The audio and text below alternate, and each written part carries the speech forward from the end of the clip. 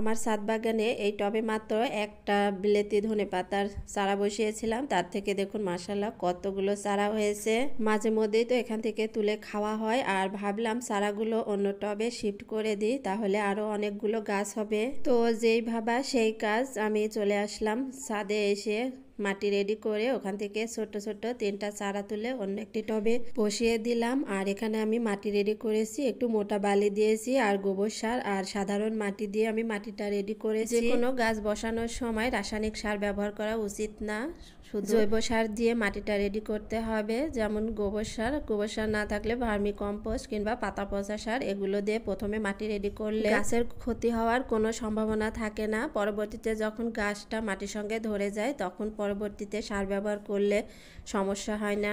এই টব থেকে আমি চারাগুলো তুলে নিয়ে এই টবে একটু গাছকে খাবারটাও দিয়ে দিলাম। এখানে পাতা পচা সার আর গোবর সার মাটির সঙ্গে মিশিয়ে আমি একটু খাবারও দিয়ে একদম পানি দিয়ে রেডি করে দিলাম।